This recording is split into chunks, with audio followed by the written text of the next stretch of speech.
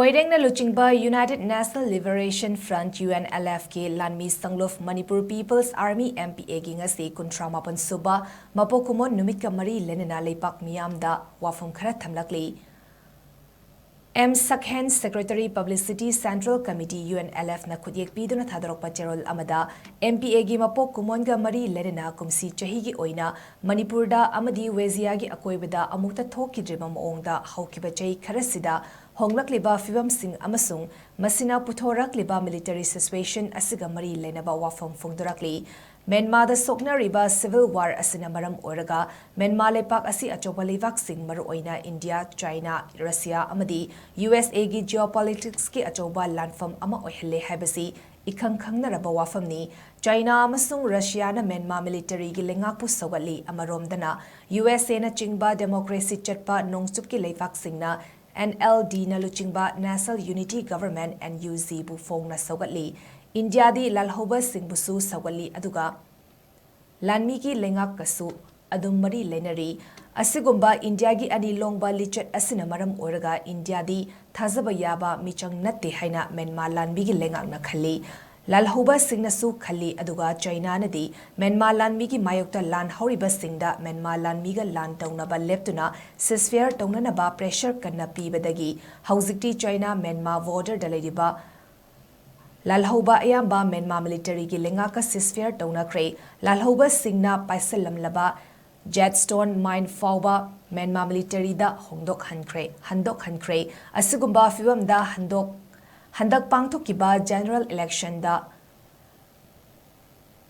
Myanmar military na sogatpa party ki mirep singna masing yamna ka hena vote ka kre aduna election matungda Myanmar da oirakpa yaba fibam si hanadagi su lalhoba singna pangal kanna lerakpa chingilam singdadi National Unity Government NUZ da yauba mafam dugi lalhoba singna adum pairaga leikini adubu city amasung town singdi Myanmar military na mathang amuk henna hanna paisilakli fibam asidagi tungkoina kanagadauri basi China ni oirakliba fibam asi Wezia amasung masigi akoibada achoba ahongba purakadaba geopolitics ki mayon aduni maram aduna Manipur amasung Wezia gi atai ningtam lalhau singna oirakadaba fibam asigi kanaba mapung fana lominnaduna ningtam lalhau gi panthung yauna changsinaba kanna honesi haina UNLF MAC na Thamlakli amaromda kumzale sangani kunhumdoi me ahumdagi Manipur gi Chorchanpur More Iko amasung Kangpokpi na chingba mafam singdagi Meitei sing paktangnana tantorakpada natana hatpat pachatarakliba aduga tongan ba leipak sembagi lengak sembagi wafam lauthorakiba si reserve forest amasung protected forest ki wafam aduga Meitei bu ST list chalhalu haiba demand gi matangda Manipur High Court na pikiba order aduna maram oraga thorakibani haina India gi Home Minister na haikibadu ningtam yawal lalho mapung fana nam thanaba chatarakliba India gi aronba thaurang asi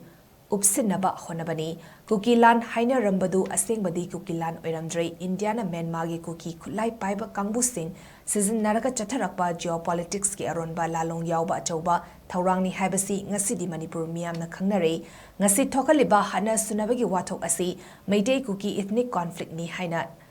India government na lana sandok liba sisu hariba thaurang asi lotsinabani chatharak liba India gi loilam lenga ki thausil thawong singasi punna thengna minaba haibasi pumnamaki tangai fadabani haiba wafam thamlakli loisilakpada MPA gi Mapok Kum-On